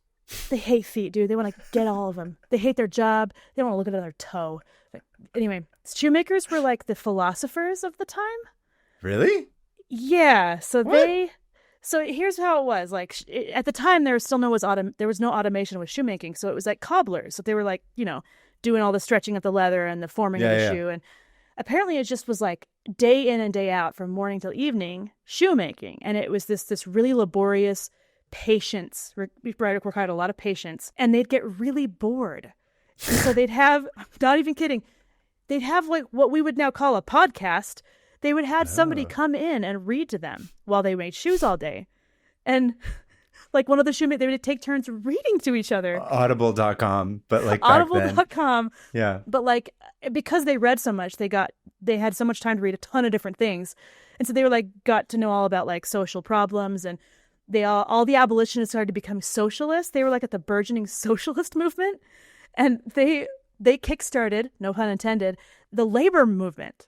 That's so funny. Isn't that crazy? I had no idea that it's interesting that they could have had someone come read a bunch of like bullshit to them as well, but the things that were being read to them were like good, not like evil. They were like being radicalized. It could have gone easily the other direction and just been like, they kickstarted evil. the Nazi movement 100 years before it actually happened.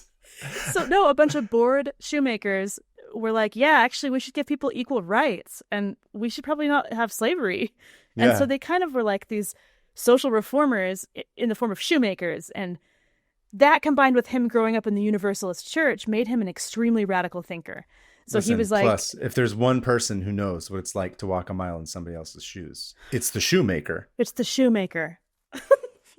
Does it come from there? That feels like what you're telling me is like that's where the phrase originated.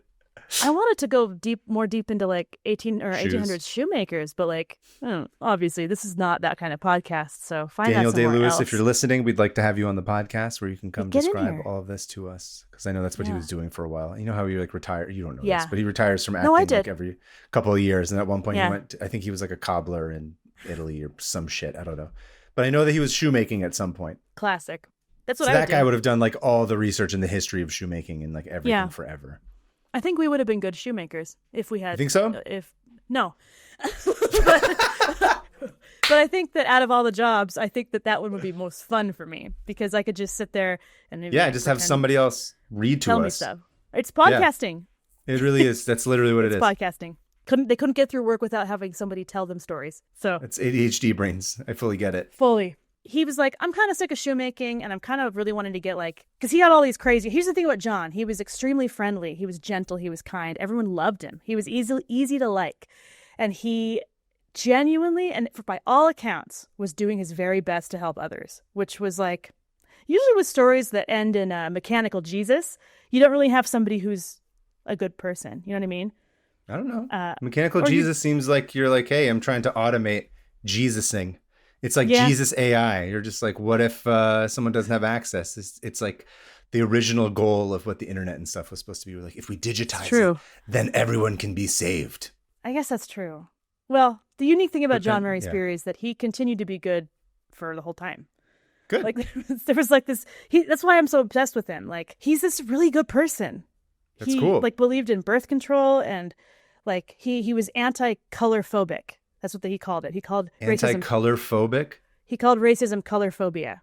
I see. Which he actually he decided that like, oh no, everybody's a human being, and skin color doesn't actually matter at the end of the day. Yeah. Which was odd for the time, because a lot of people who were abolitionists were like, we're abolitionists, but make them go over there. We don't want them in our cities. And so he was a little more advanced in being like, actually, they're just people, and let's make sure everyone has a job and a house. Yeah. And no one really liked that. Yeah. So he started. God forbid. Can you imagine? God would never want that. No. Before he went on to build the steampunk savior, as I like to call it, he would first heed the calling to become a minister. So he and Charlie, his brother, Charles, were taught theology under the father of universalism in the United States, Hosea Ballou, which is an insane name. Hosea Ballou is a great name. Yeah. And they both went on to become ministers. And between 1820 and 1830, John got married to a woman named Betsy and had 5 children. His oldest, sadly, died as an infant. And they were really deep in grief about it, understandably. Devastated. Yeah. And in 1930, he officially became a Universalist minister, like certified, and had his own church in Barnstable, Massachusetts, where his brother was also being a minister in like a nearby town. So they were kind of like, their families were really intertwined. They were buddies. They were participating in all these like grassroots movements for anti-slavery. And in the years that followed, he would be just deep hands-on helping other people. He visited prisoners. He did not believe in capital punishment. He wanted to abolish it. He was a dedicated operator on the Underground Railroad and helping those who were homeless and hungry. He wanted animals to be treated well. He believed in like humane treatment of animals. I feel like we needed a robot version of John, not a robot version of Jesus. He's pretty close, you know? He's like solid dude. And he was beloved by his community for a long time. And he was openly and intensely anti-slavery. He would find ways not just to like help escaped slaves escape, but actually find them jobs and housing and like support networks. He didn't just leave them high and dry once they got to the North. He was like, no, we're going to integrate you into society. You're part of our society. You're part of our community now. And he also was hated by racists, which I think is like one of the top compliments. Good, it's an honor. That's a badge of honor, I think. I would be honored if I was hated by racists. I hope I am.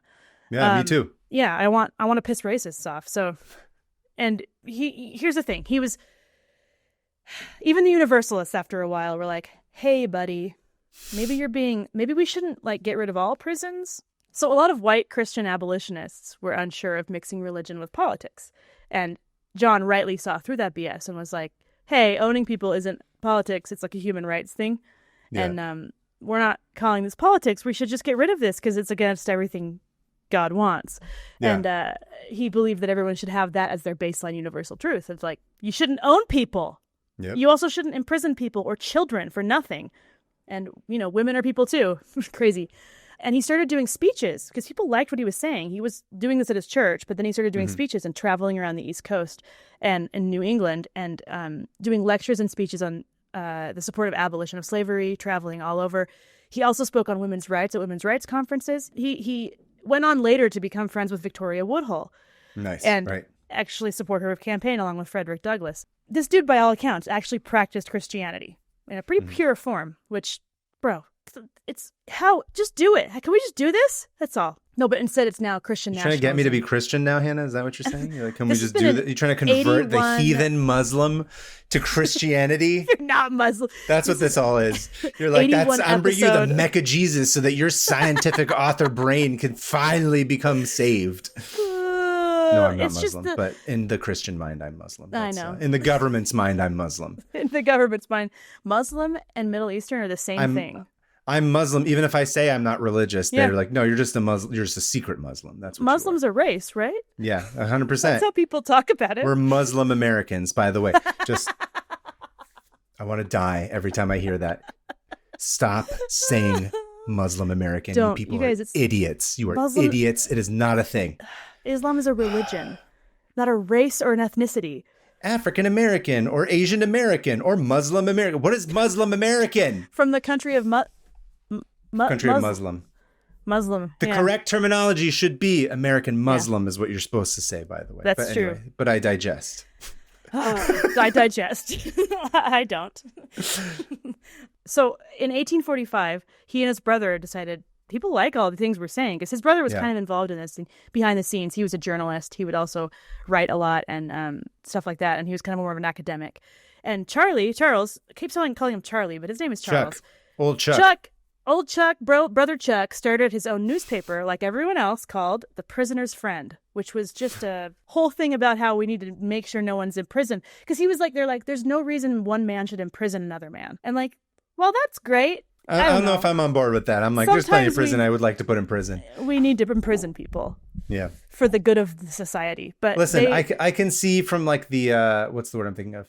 From the absolute optimist perspective, right? Yes. Is that we're talking about purity, right? We're talking about absolute unattainable, unrealistic standard of reality of like, the idea of prison is supposed to be about reform. It's not supposed to be about putting you in prison and then locking up the key. It's supposed to be like, we're going to put you here so that you were punished, so that you learn how to act in society correctly. Therefore, when you leave prison, you should be able to be like, well, I served my time. I learned and now I'm better. That's like a very absolutist perspective. But I'm wondering if that's probably a little bit too much. I think that's the ideal. And I think that's what I'm saying. That's the non-realistic idealistic and that's what they were doing, but they pushed it even further, saying there should be no prisons at all, even for reform.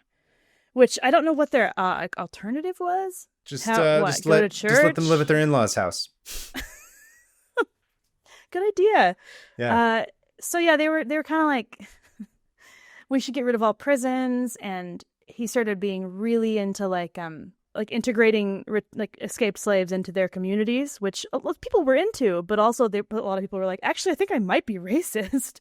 Like there was like a lot of people who were like, let's just send them back to Africa 200 years after we kidnapped them from there. But so they started this newspaper and they got more and more popular, and people were like, bro, these guys are nuts, but also like, this is kind of interesting. Mm-hmm. And they got more and more followers and supporters, and their views were spreading. And it was also in 1845 that something would happen to John that would set his life on a much stranger trajectory. Uh-oh. So he was up in Portland, Maine, giving a speech on abolition and fighting against anti-Catholicism, because he's also believed that every religion should be allowed to exist in America or whatever. He was doing this speech in Portland, Maine, and afterward, there was a mob of people who were waiting for him outside, of like, who were really angry. They're like, dude, I hate human rights. Screw you. No one should ever be equal. I don't know what they said, but they were pissed that he was saying all of this. And so this racist mob beat him up so badly that they left him for dead. And he got multiple head wounds and brain injuries. And yeah. So, I see. So and he never quite recovered. Never quite recovered. But he was saved by an old friend who had come to his speech called Oliver Dennett. And Oliver found him bleeding out in the street, and he brought him home. He nursed him back to health. Nice. And he was seizing. He was like, they were like, dude's going to die. Yeah. And despite having this head injury and being in a coma for 4 days, he woke up. Nice. This is where he's not quite the same. Like, he sounds like a robot where like you drop the phone on the ground and then you turn it back on and it doesn't quite function in the same way that it used to. And he's like a really good person still, but this time he can hear ghosts. So he's like, he wakes up and he says, I've had visions. And everyone's like, cool, buddy. Get back home to your wife, you know? And at this point, his wife was kind of like, finally, you don't have to be going all over the place saying kind of crazy stuff. Yeah. You know, so he goes back home and he's a little addled, and he starts to have visions and dreams. And at the same time, there's like this spiritualist movement that's burgeoning in the area, and his daughter's gotten really into it, his adult daughter. Okay. So the two of them start going to these seances, and at these seances, he starts hearing his dead son, the baby. Oh, no. And the baby's like, Dad, I'm great. I'm chill. It's great here. Don't worry about me.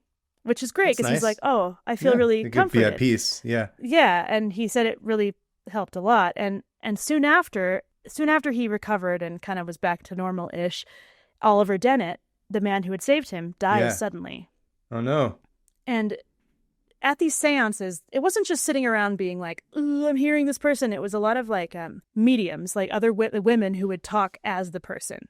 Yeah. And there was also this stuff called automatic writing. Have you ever heard of automatic writing?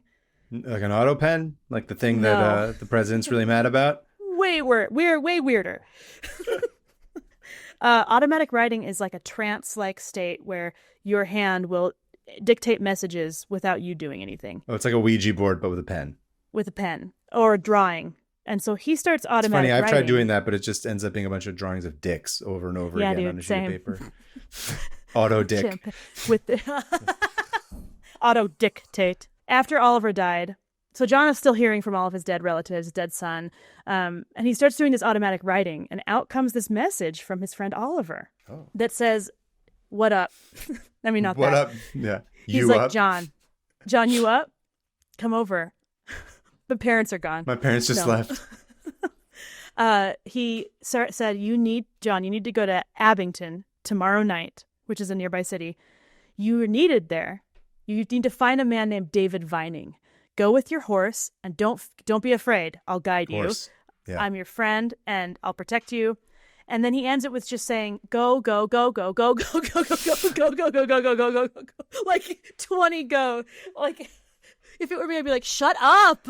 This is Porky Pig, like contacting him from beyond the grave. Go. And he's like, fine, I'll listen to my... Leave now. Turn right.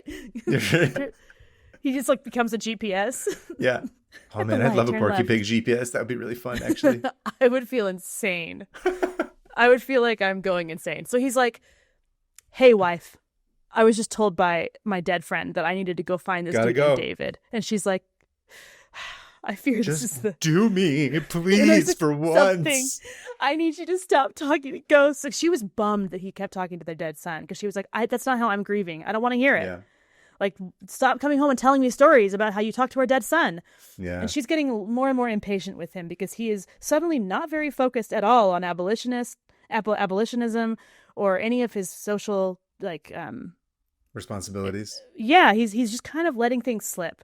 He's getting very, very sidetracked by spiritualism and seances and kind of living in this other world. He's doing a celestial 3-part tab world. on the November Rain music video He trilogy. is deep and he's in the second disappointing part. his fans. He's deep in the second part of the 3-part tab. His on tens of November listeners Rain. are like, move on. We need you to get back to the interesting tabs that you usually do. Enough of this shit. This is interesting, says the ghosts. The ghosts to say that. Yeah, I don't know. So he did it.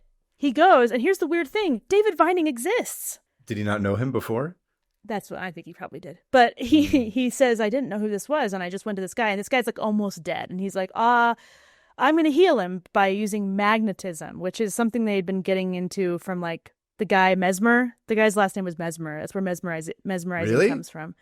That It's named sounds after- like a made-up joke. Like, mesmerize comes from a guy named David Mesmer. I'm not even kidding. It does. So Mesmer, he'd come from Europe, and they're like magnets and mesmer and mesmerism. And so he's using like magnets, and he goes and heals this David guy. Here's where it gets really rough for me to understand. Okay. It's just it's a series of him healing people for like 10 straight years, right?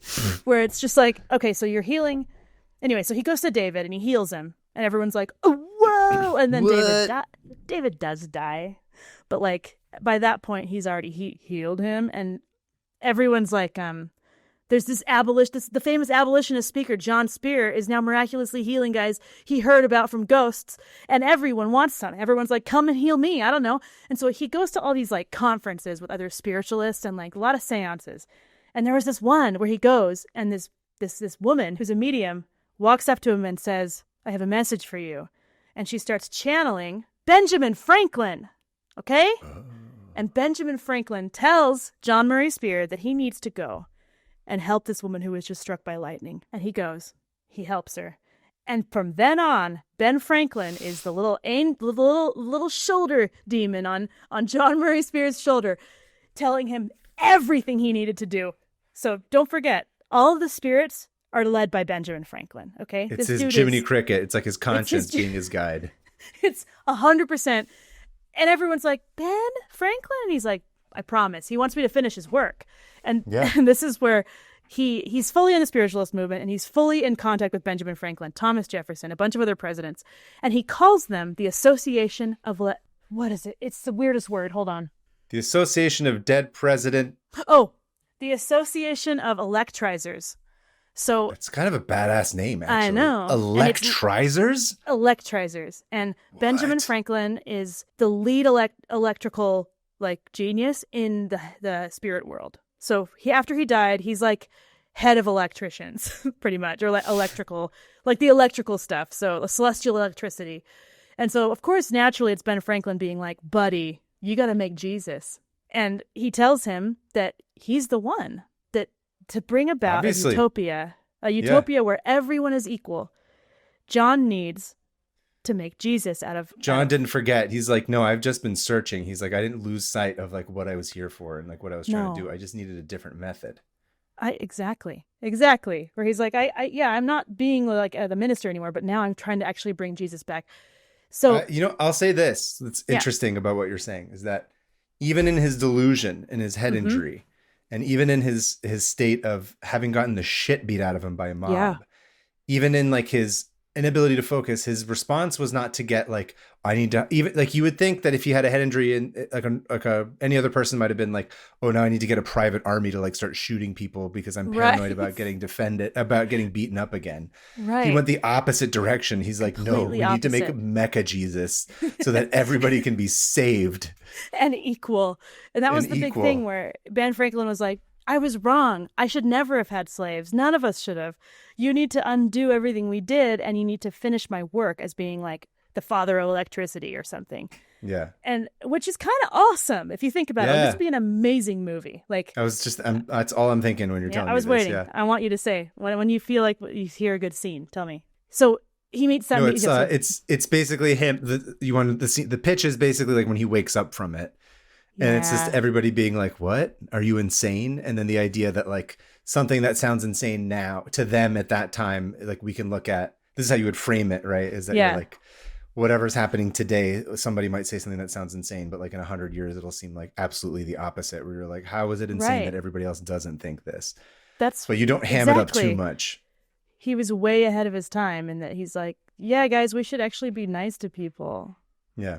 And like not in the white person feel goodery type of like, everyone's equal. That's so interesting. I'm colorblind. Yeah, not that way. But more in the way that like Jesus was like an insane Middle Eastern man who wanted everyone to be happy.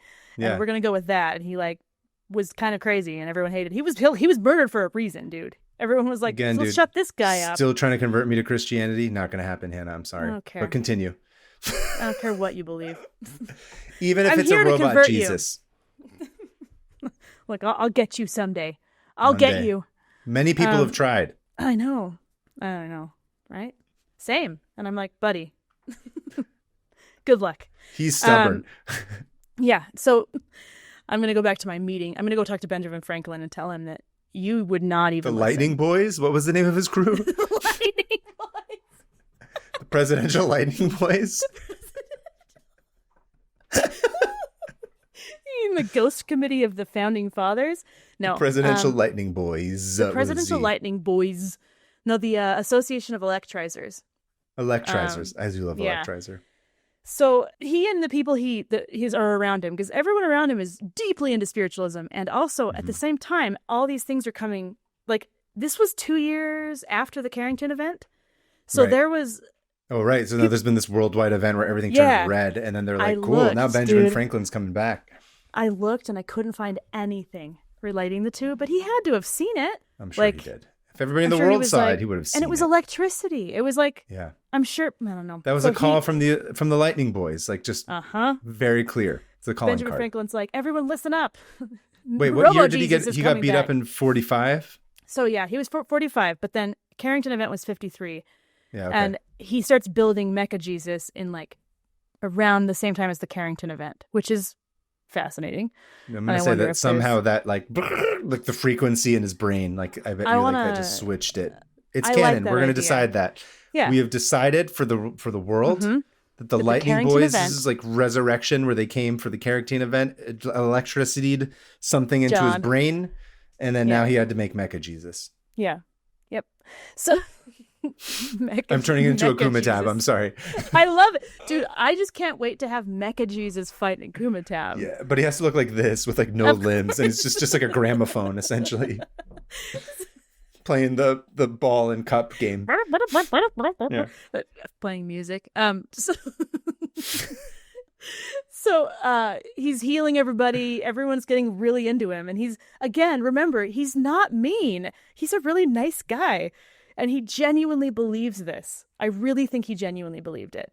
Mm-hmm. And I think he was seeing things for sure, because he got hit on the frontal lobe really hard. Like, that's going to happen. And his wife is like, okay, I'm not into the idea of you talking to Benjamin Franklin all the time. It's better than our dead son.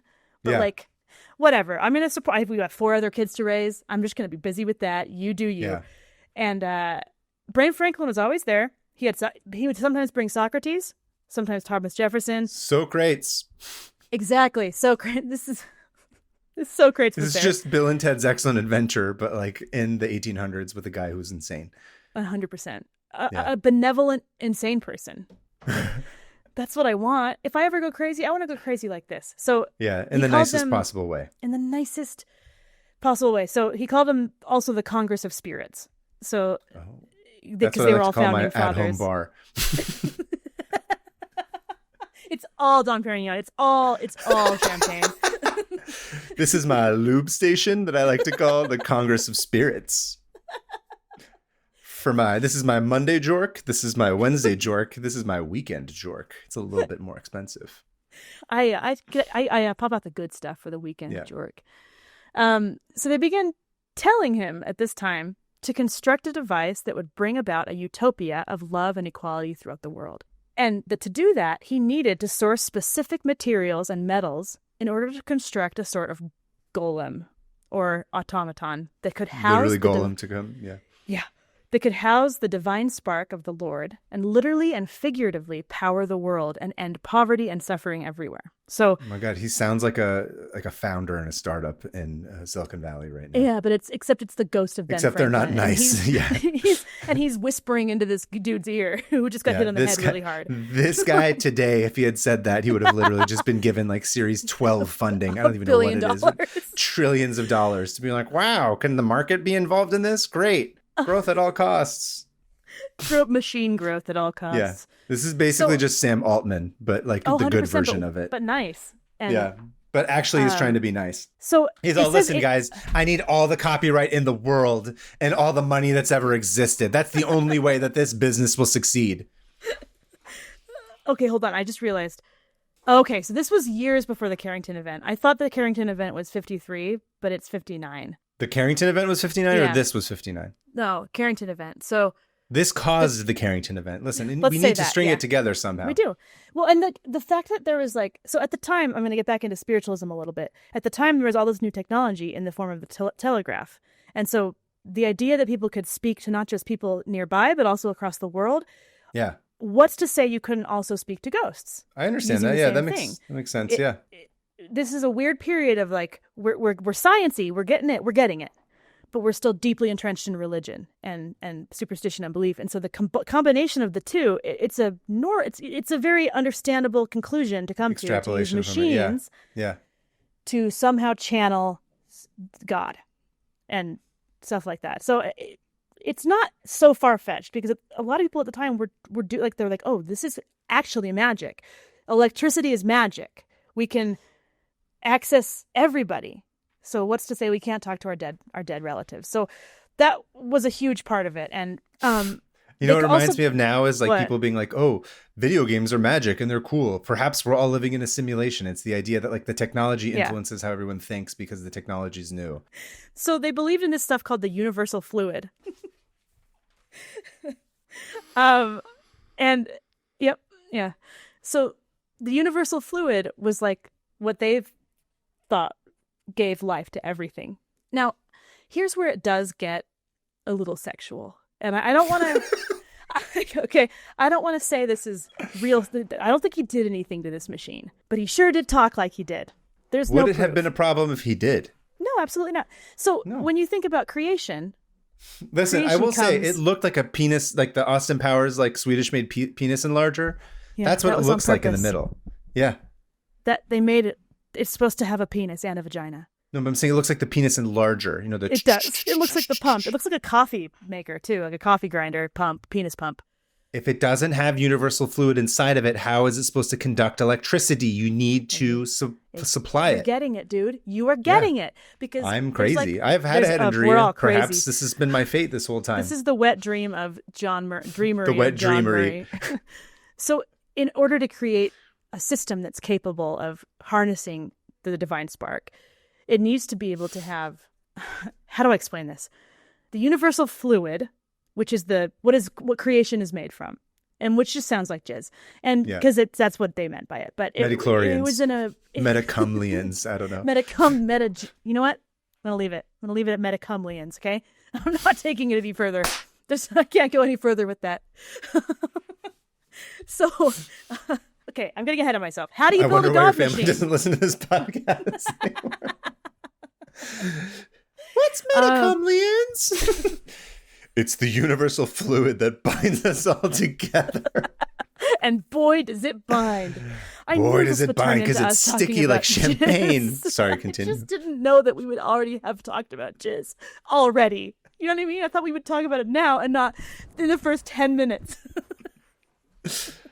Metacumlians, yes, I'm sorry. So the jizz needs to bind the universe together. Please take us seriously and give us money, everybody. Yes, we're doing God's work, just like Mecha Jizzes. Do you think he calls it Mecha Jizzes? No, but you can. I like to call him the Electric Elohim, though. I think that's a fun name because that's the biblical name for God. I like Electric Jizzes much better. We'll go with that. Filled with jizz. So how do you make the God machine, right? So he's like, Benny, Benjamin Franklin, will you want me to Boy. make this? You want to make a machine that ushers in like a utopia? Tell me how to do it. And Ben's like, don't even worry. I got you. And he's like, you got to find magnets. First of all, you got to get magnets.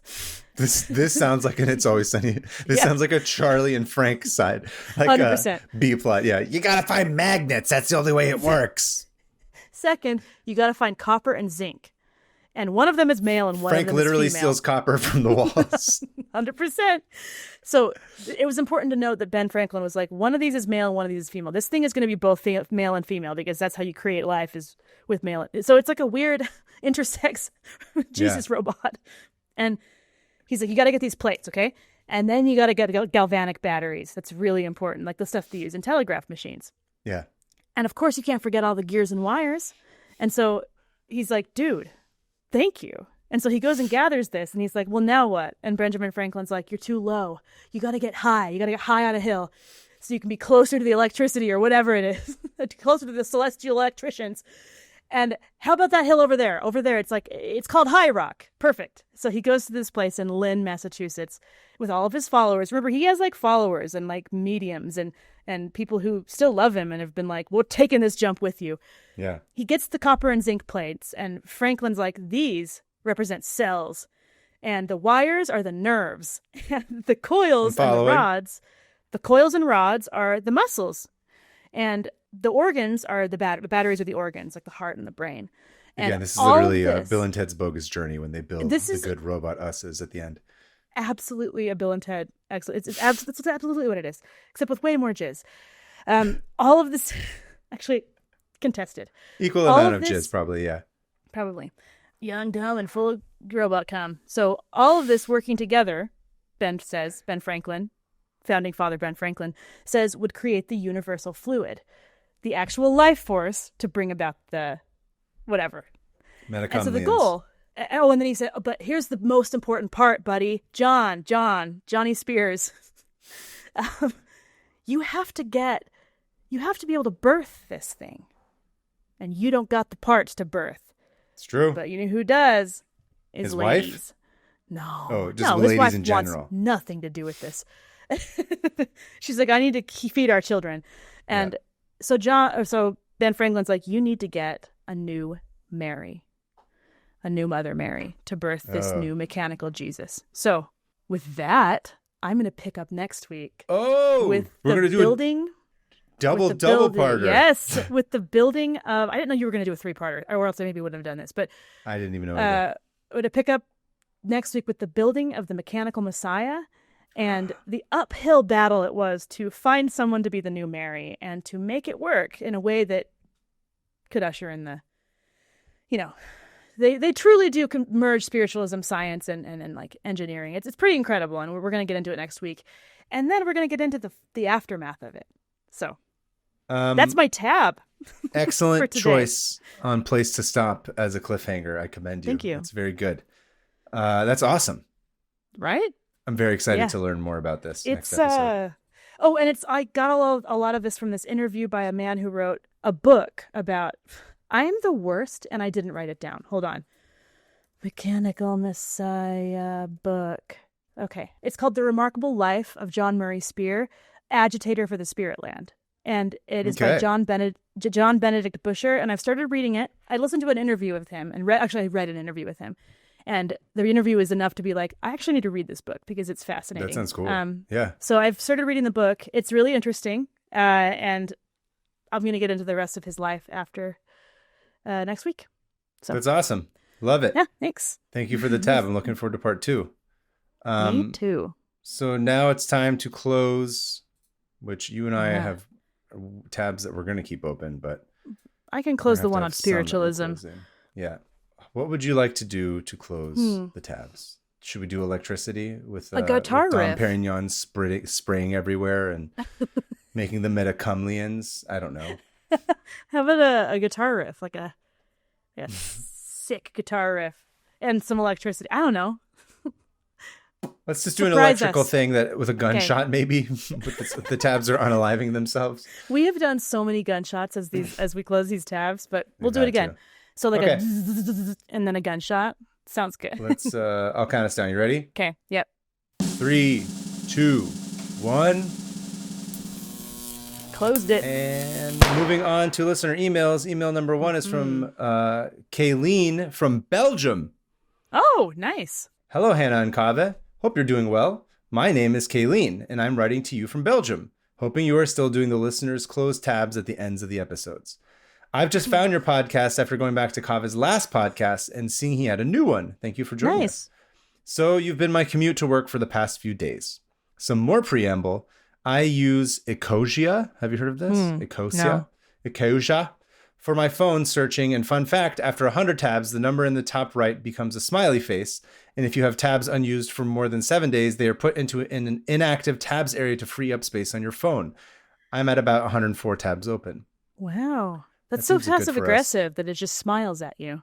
I'm just like, hey. It's like, is that, what do you mean by that? So, onto a tab I've been inspired to have another look at.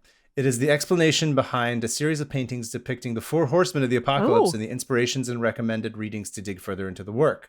I am just in awe of the work and always feel like I find something more to look at and spot each time I return. I will not be closing this tab, but here it is. Cool art link. I'll send you in a sec. Thank you for podcasting. Oh, you got it. I have 64 episodes left to catch up on and lost my earplugs. So RIP from me right now. I will find them. Ciao, Kayleen. And then they wrote a follow-up email. A quick update. I found my headphones. They were in the unused breast pocket of my lab coat. Oh, one of us. So the link that's sent is Tumblr. Yeah. Which, by the way, I tried going through Tumblr and I'm like, I don't understand this format anymore. I'm too old for it. No, I can't figure out. A little out. Bit past. Yeah. I'm too old for Tumblr and I'm too young for Facebook. I go on Facebook and I have like a panic attack because I can't do makes sense to me in terms of how to navigate these sites. But I was trying to find. So the artist is NN-EE-ZZ on Tumblr. Oh. Ooh, these are cool. And I'm not clear in terms of like website stuff or I don't know. Bro, I don't understand anything on Tumblr. It's all very confusing. I'm too old for it. But these paintings are beautiful. They are so gorgeous. They depict war, famine, pestilence, and death. And I thought the one that stuck out to me was the pestilence one, which I thought I made note. It says, based on the notes of a doctor who said the most frightening thing about viral disease was how it didn't frighten. People didn't know or care. They lived and spread it until it was too late. And then they became another name on the record. That struck me as something that you would have. Like, look at that painting. It's amazing. I am obsessed with this painting. It's riding this horse that looks diseased. It's a person and they're bound up in like a shroud. Yeah, and it's really cool. Legs are all bloody, but it looks like the horse is taking them wherever. It's not. They are not in control of that horse. Oh, this is cool. So for each of the pieces, there's a oh god, the famine one's crazy. It's got like a bullet hole in the head. It's like Elizabeth. It's just like Elizabeth. The famine, and then oh yeah, war, death is beautiful. The white horse, so the white horse of death. It looks so peaceful. It's just a lady. I want to die and get on that horse. Yeah. These are beautiful, Kaylee. Go get a chance. It's in the show notes, but take a look at these pieces and then the little blurbs beneath them and explain some of the thought process. I thought it was really cool. I love that. Well, thank you, Kayleen. Yeah. Anyway, up to you. Next. So next this email. is M again. This is M from OC. Orange M County. from OC. Mock is what we would say. MOC. Mock. Oh, duh. Sorry. From OC. MOC is what it sounds like. MOC. Mock. Yeah. Okay. Well. I forgot what I was going to say. Oh, yeah. So I've read something from M recently. I didn't realize until today this is the same M. So hi again, M. Hello, Kaveh and Hannah. I'm writing to share my tabs on the discovery of King Richard III's body under an English car park in 2012. Dude, I know. This car was just driven over it. This dude was, this is a fascinating story. Okay. So my backstory really quick is that the thing I won Shakespeare Festival with, I didn't win. I got like Talking Shakespeare place. Good.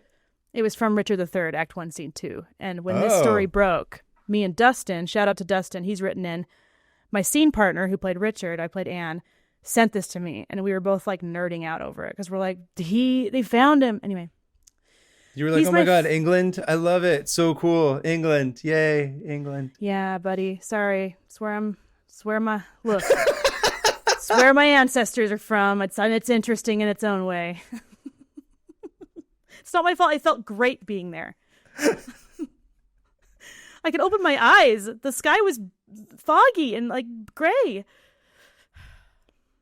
I lost my spot. despite its problems. It's got a spot in my heart. I'm just going to let this keep going. Yeah, it's fine. I'm not embarrassed. Okay, they ruined the world. He's my personal favorite historical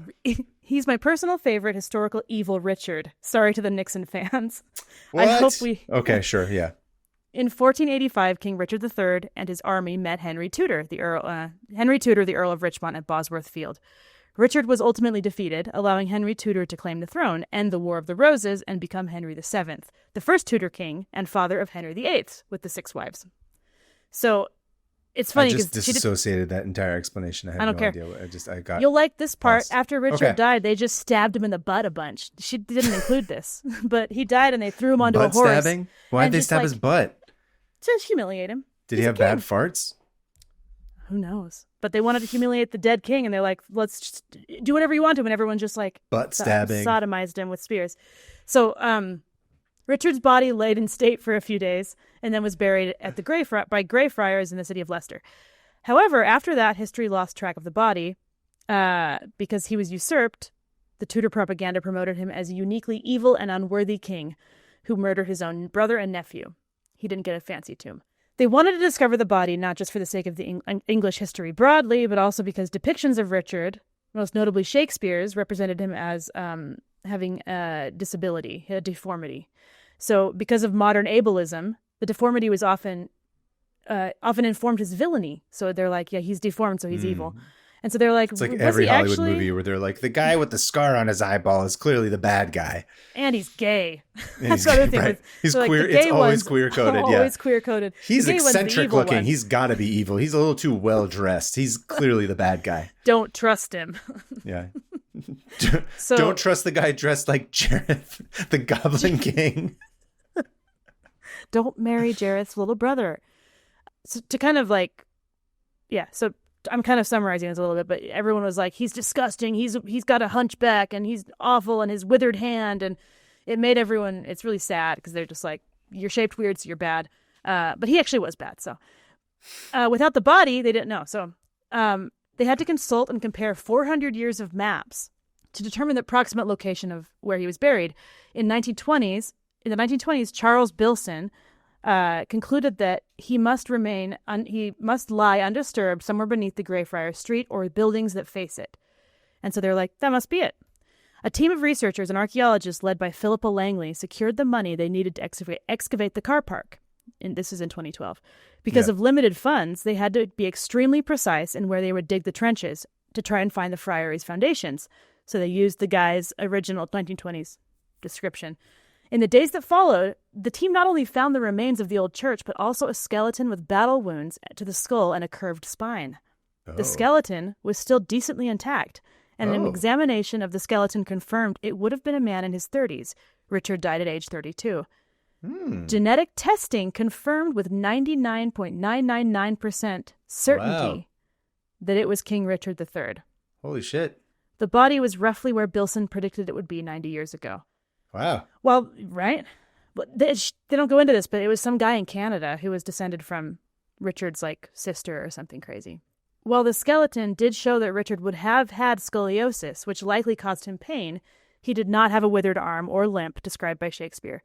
His remains have been formally interred in Leicester Cathedral across from the new Richard III Visitor Center. Keep it Josie, M from Orange County, and also the Discord. Right. Yeah. Thank you, M. Thanks, M. Yeah, that was a fun story. Email. Because the fact that they were like, oh, we knew exactly where we had this hunch, and then we actually found him, and he did have kind of a hunch, like all this crazy stuff. It was like all. Also, if I'm the guy that owns the carport, I'm excited because I'm changing it to like Dick 3 carport, and then I'm extra charging to be like, come park your car on the boards of old Dick. Dickie the Third. Look at his Dick 3, where we charge you 3 times as much to park your car in my porthole. Beautiful. An erotic life. Richard III, an erotic life. Richard III, an erotic life, being buried under a carport. He had a carport fetish. He did. Car park, anyway. But yeah, whatever. So if you want to send in stuff, you know where to do it. 500opentabs@gmail.com. Follow us. Again, as we said at the top of the show, we're going to be in San Jose next week. From the time that's next weekend, the 14th, 15th, and 16th. Friday, Saturday, Sunday at the San Jose Convention Center for GalaxyCon. Come see us. We're going to be at the table with like you said, with the shortest line. Mm-hmm. Yeah. And we'll be drawing some stuff, commissions, and selling we'll books, be- selling prints, all kinds of stuff. It'll be be a fun. good time. And in the meantime, please go sign up for the Patreons, subscribe to the YouTube. Send this to a carport if you know one.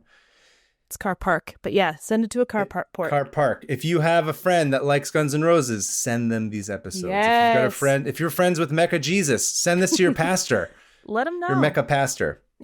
Only a Mecca Send pastors this to are allowed. Jesus when he comes back. He can tell everybody Yeah. about our podcast and how we correctly described his return And in his the most prophet, faithful way.